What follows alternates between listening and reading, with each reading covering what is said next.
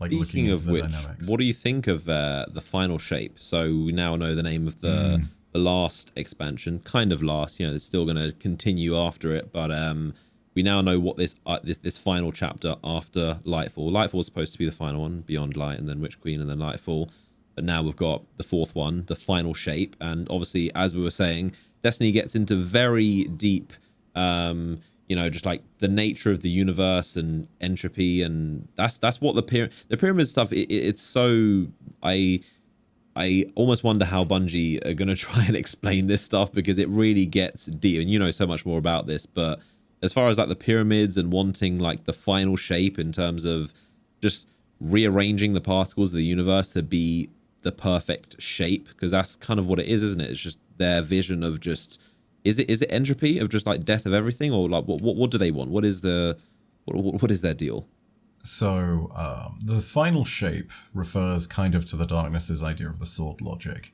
The idea is this. We're gonna get really deep here, folks. By the way, this is into deep like astrophysics and like space lore.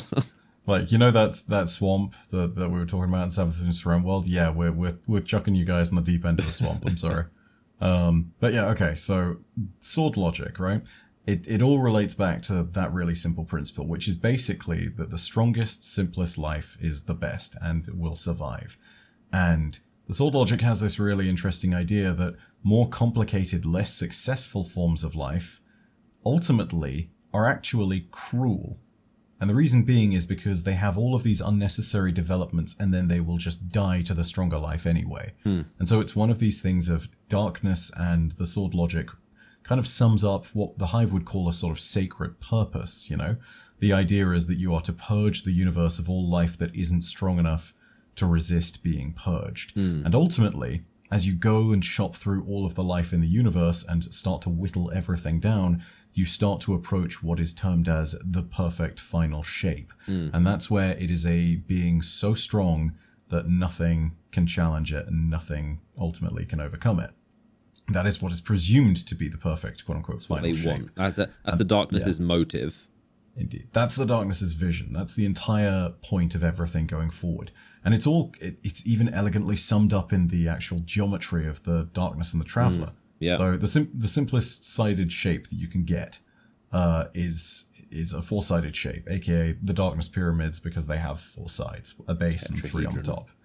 Whereas the complexity that the Traveler desires is reflected best in the fact that it's a sphere, which is one side, but technically it's also an infinite number of sides, which then leads you to the very interesting idea of bomb logic, which is strength through complexity. It's effectively the Traveler's version of sword logic.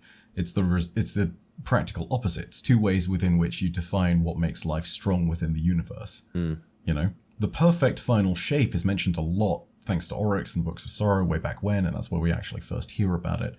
And cutting things down to that perfect final shape has been the Hive's motive for the longest time. But it's also very clear that this motive comes directly from the Darkness itself, you know?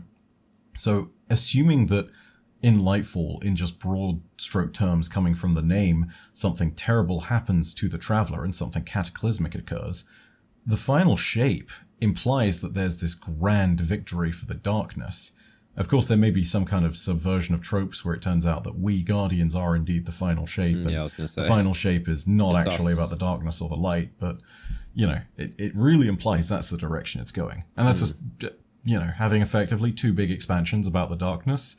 It's got the potential to be effectively the Thanos of Infinity War and the Thanos of Endgame, if they do it right. They just need to develop the darkness better and to actually give it a characterization, a motive, and they've kind of started doing that, just a wee bit. In Presage, we heard that there was, quote, a voice behind the darkness, you know, so it separated the idea of the power of the darkness from a living consciousness that was within it and behind it, just in the same way that, you know, the light, as Guardians use it as a power, is not the same as the Traveler.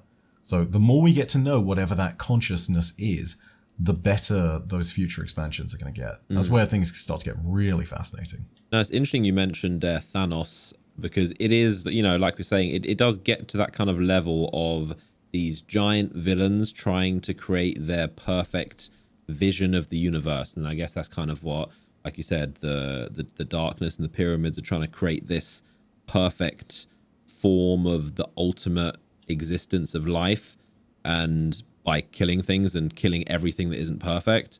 And then the Traveler and Light is trying to do the opposite, trying to just create life and trying to create as much light as possible and trying to see what wins. But it's just, yeah, we could talk about this deep cosmic space lore, but it really does go deep. But like I said, it's the stuff that it does very much interest me, because it's very, very philosophical and very complex. But hopefully, hopefully people are still with us. We didn't just bore everyone with a whole bunch of cosmic space talk. But like I said, it's very interesting stuff. But we've got Lightfall and the final shape, which doesn't sound sounds very ominous, but it's good to know that there's Bungie have got a solid roadmap, and we've still got a lot of stuff. We've got Witch Queen, Lightfall, final shape, and then who knows what they'll do after. I would imagine some kind of continuous just, we could talk about the game and the lore side of things, but if we talk about business financial side of things, obviously Bungie it's in their best interest to keep Destiny going. It's their cash cow. It makes them tons and tons and tons of money,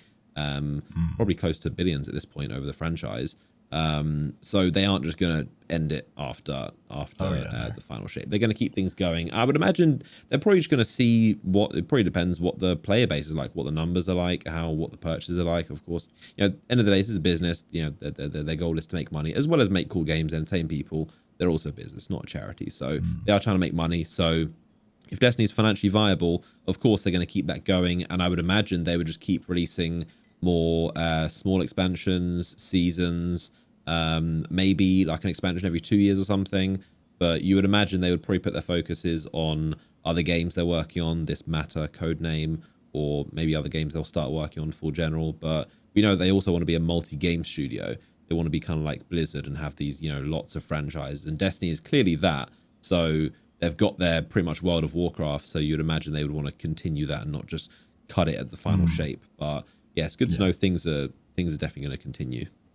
You know what, as well? I think that it'd be ridiculous for them to not put the amount of gas that they've put into Destiny thus far into more of it.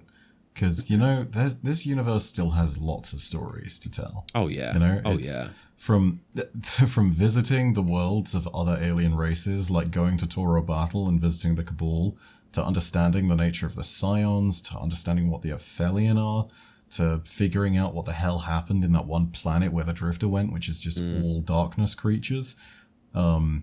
Even, going ahead and potentially seeing, I don't know, maybe the solar system gets blown up or some nonsense, and then basically we turn into a roving migrant fleet.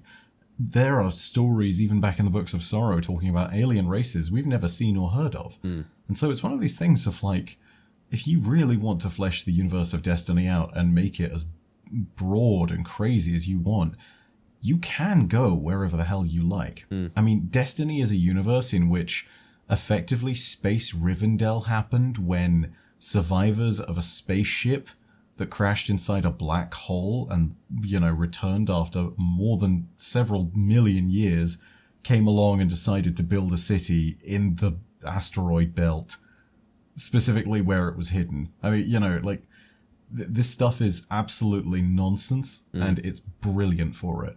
They've got a lot of room. Destiny is that place where you could have the Iron Lords, right? Literal knights in shining armor, alongside Siva, literal nanotechnology capable of enhancing and, creating practically whatever you want. And you can put those in the same expansion and it makes sense. You can sit there and you can put crazy nonsense into Destiny and it will work because it's just broad enough. It is science fantasy at its best. Yeah, the versatility of the Destiny franchise is they have a limitless supply of things to touch on, and of course the movies they want to make. They want to make, is it TV show as well, or just movies? Their plans. I honestly don't know, but I know that movie was discussed at one point. Yeah, so.